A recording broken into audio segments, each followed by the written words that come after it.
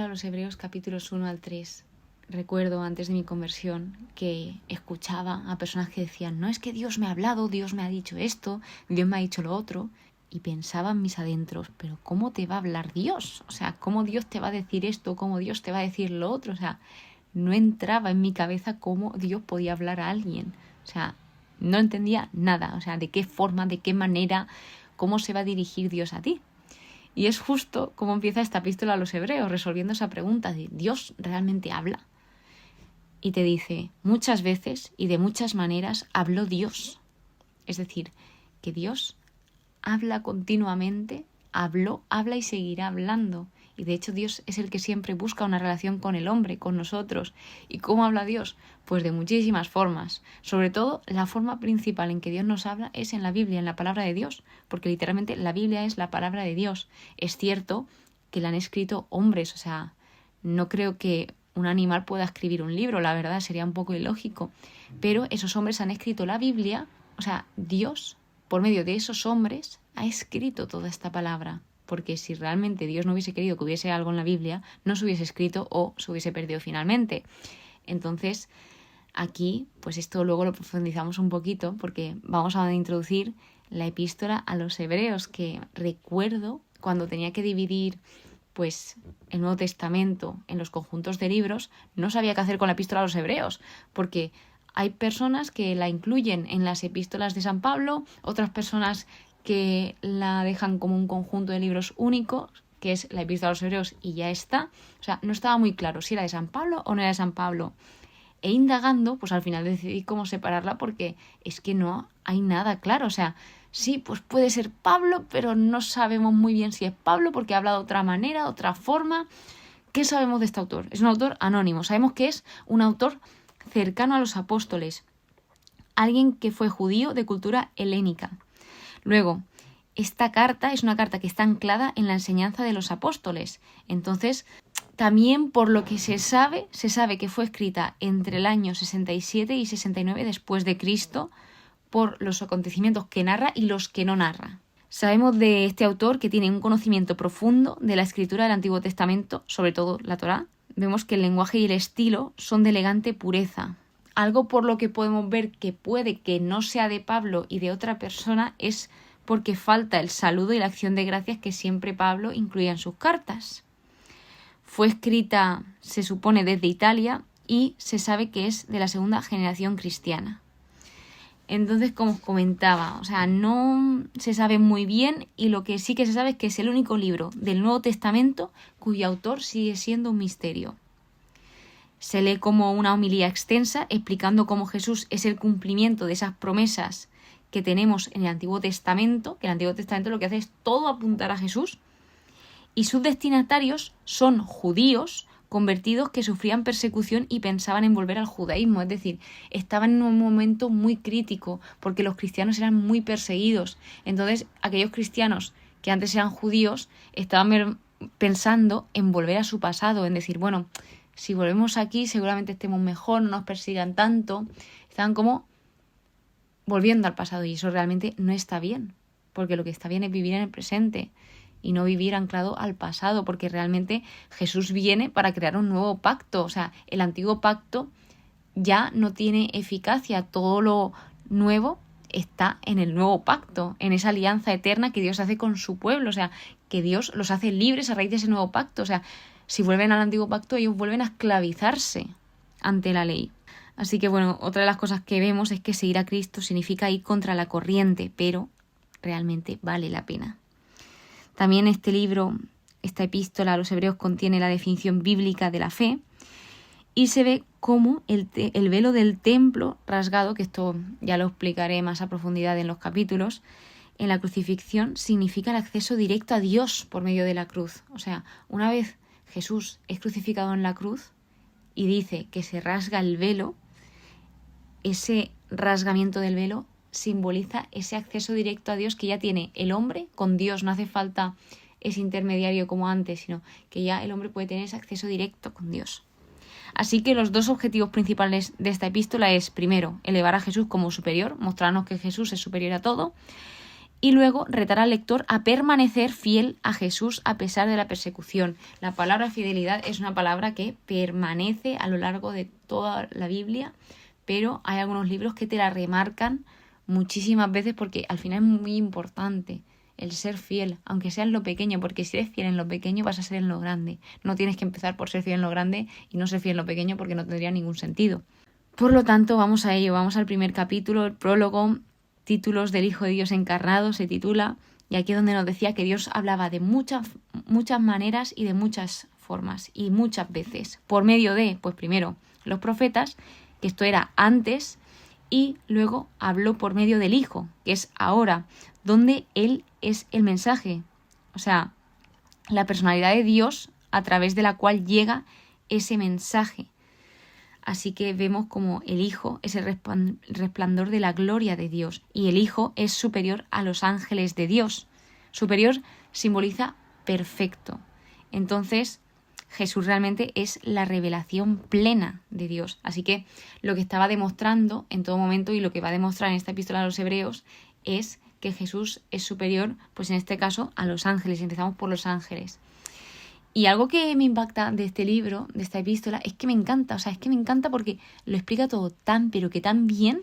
Te desglosa cosas del Antiguo Testamento y te las explica de una forma increíble, maravillosa, que lo estaba leyendo y digo, pero ¿cómo lo puede explicar tan bien? De hecho, luego iba al estudio bíblico, donde yo indago un poco más en el libro, pero sí, obviamente, también aprendí alguna cosilla más, pero es que es una epístola tan, pero que tan completa, me encanta la forma que tiene el autor de explicar todas las cosas. Luego algo que me llamó la atención y me pareció súper precioso es que aquí nombra el Salmo 45, que para mí es un salmo muy, pero que muy especial. Y bueno, o sea, cuando lo leí dije, no puede ser que esté nombrando el Salmo 45. También luego nombra otras citas del Antiguo Testamento y algo que nos deja claro es que Dios permanece, que Dios es el mismo y que sus años no tendrán fin.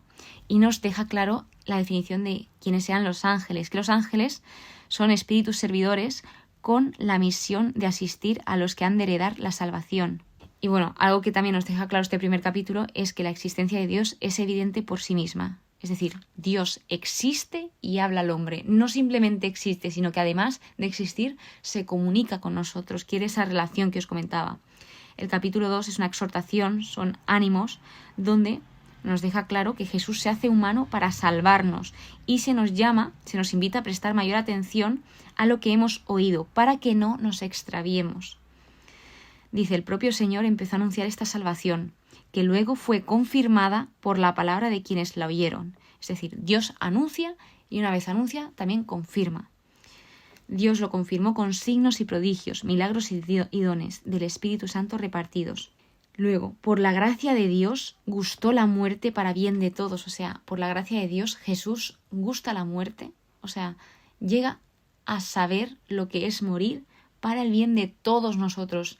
El que nunca pecó muere por todos aquellos que pecamos, para darnos esa libertad y por amor. Por tanto, del mismo modo que los hijos comparten la sangre y la carne, también Él, es decir, Jesús, las compartió, para reducir a la impotencia mediante su muerte al que tenía el dominio sobre la muerte, es decir, al diablo, y liberar a los que, por temor a la muerte, estaban de por vida sometidos a la esclavitud.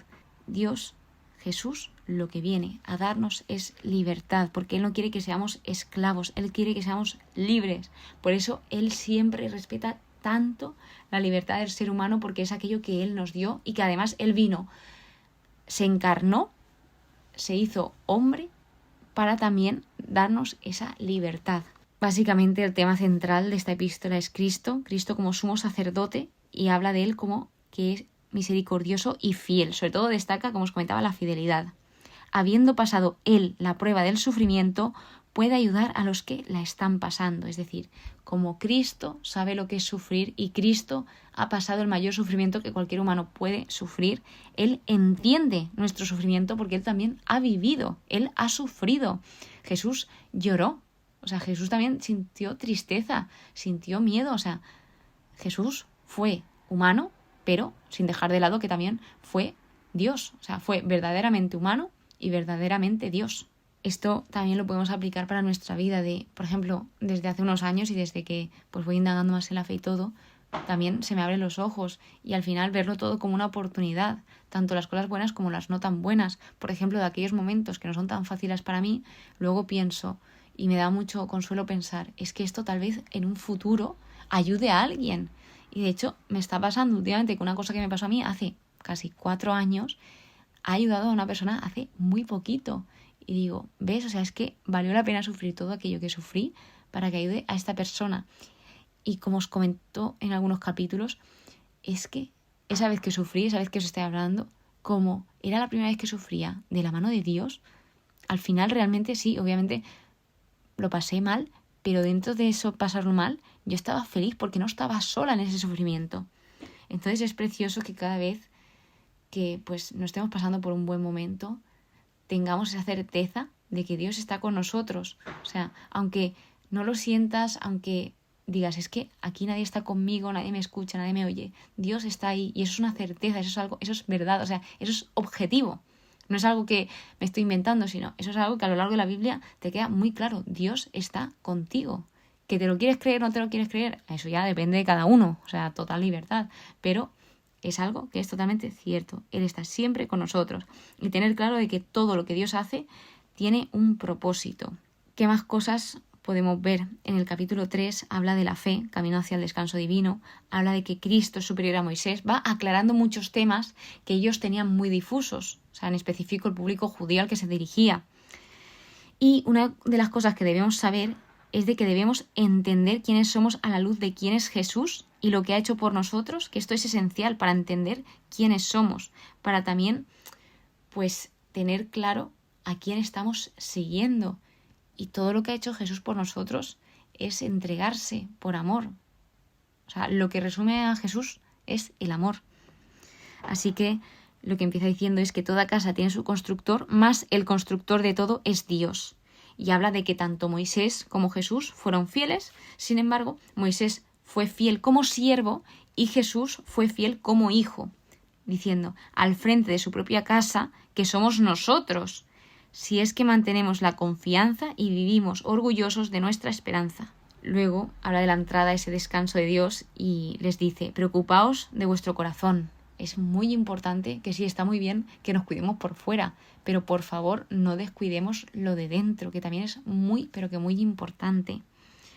Exhortaos mutuamente día a día, es decir, animaos los unos a los otros día a día. Habla todo en conjunto, habla de uno al otro, no solamente individual, sino habla de tú hacia otra persona y otra persona hacia ti. Somos compañeros de Cristo. Vuelve a remarcar ese mantente firme, no vuelvas atrás. No endurezcas el corazón, confía en Dios.